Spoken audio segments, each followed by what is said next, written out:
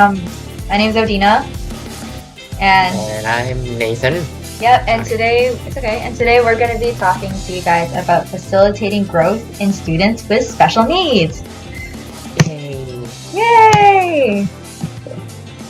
Right. Okay, so we're going to be talking about two streams of growth. The first one is moral growth, and in moral growth, we're going to be talking about Kohlberg's approach, the P4C model, and what a community of philosophical inquiry is, and what its goal is. In terms of academic growth, we're going to be checking out two methods or two programs that we found. First one called Check, Connect, Expect. The second one called Read Aloud Accommodation. And then our final point is seeing what the effects of special education are on the academics of students with special needs. So Nathan, take it away. So basically, the article we read on moral growth basically said, moral growth equals becoming a good person, and in their own little analogy thing, a good person equals a cable. Next slide, please. It's gonna be funny. Yep. Okay, so the article we read proposed that there might be a connection between virtues and character and moral education, and there might be some sort of real world practical application for that. And moral growth,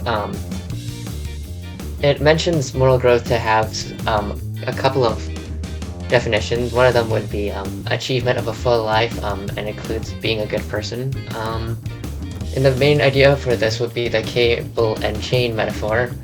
So basically, becoming a good person would be equal to braiding a good cable with strengths and weaknesses that are part of our identity. A chain would be just as strong as its weakest link. A cable is well braided and stays strong even if some of the threads break. Next slide, please.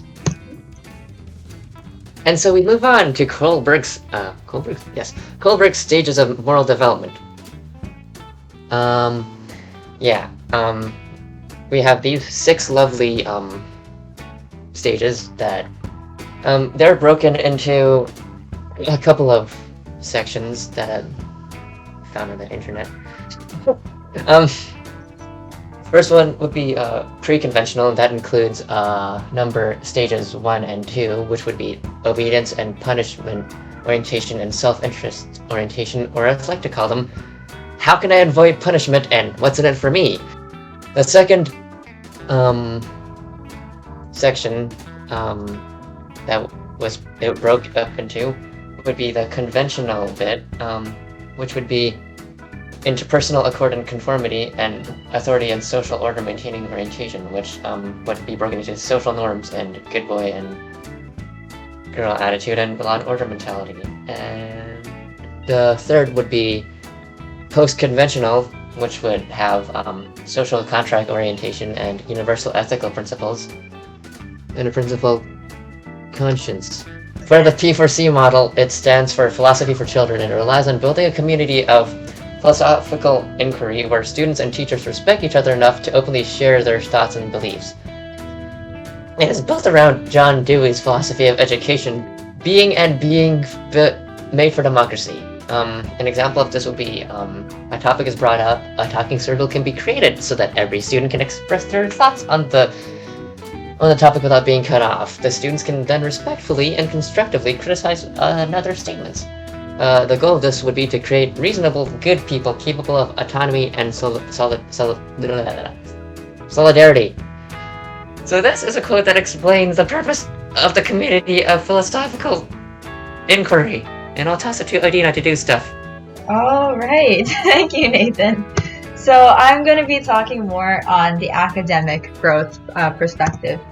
So for starters, we want to define first what academic growth is. Academic growth is improvement in literacy and numeracy and increased engagement in academic material. I'd also like to first start off by defining what special education is, because it is something that a lot of special education kids get involved in. Special education, we're going to define it as any kind of service implemented to help a diagnosed student learn and show their understanding. So that includes IEPs, resource blocks, tutors, resource teachers, extra technology like hearing aids, laptops, tablets, and other kinds of intervention programs that might be implemented. So the first one we're going to check is an intervention program called Check, Connect, Expect. And it's mostly geared towards students who are at risk of school or academic failure due to behavioral difficulties. Note that, this intervention program was designed specifically for emotional and behavioral disorders. This program can be split into 2 phases. The first phase is when students check in with a coach every morning at school. The coach and the student work together to psychologically prepare for class. The coach will help them organize class materials, and they also review behavioral goals and associated skills for that day. After a while in phase 1, students will move on to phase 2. In phase 2, we call self-monitoring.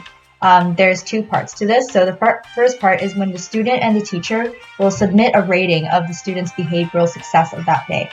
After a while, once the people in charge notice that the teacher and the student's ratings are starting to match for a long period of time, the teacher will stop submitting ratings, and it'll just be the student who continues to monitor their own behavior with their coach. The pros of this is it really emphasizes on goal settings and relationship building with the coach and the teacher. It also teaches social skills and problem-solving skills for the students who are struggling to know this stuff. There's a lot of collaboration between home and school because this Check, Connect, and Expect program does get taken home a lot of the time. And students demonstrate an increased engagement with academic materials. So that checks off our first half of what academic growth is. It's also very cost efficient. You don't need to pour that much money into a program like this. Now the cons. Unfortunately, it does not always improve literacy and numeracy scores. It is also a very long-term commitment on both the teacher and the student's parts. So you really have to be willing to commit to this program for maybe your entire high school life, maybe even longer. Again, this program is specifically designed for dealing with emotional and behavioral disorders. So maybe someone who exhibits a different kind of disorder will not benefit as much from this intervention program. The second method we're looking at is the read aloud accommodation. So this is a really simple tool. Nathan approves of it heavily. It's basically when you have a device or a real person read instructions or books out loud for you. It's particularly beneficial for students with ADHD and who have trouble concentrating. I will attest that I don't have ADHD and I still think it helps when I'm reading textbooks. This is an example of different options you could give a student who uses this method for when they do a test. So there's the test read, which is paper only. So you have a human who reads the test instructions that are on a piece of paper, and the student will put answers on the piece of paper.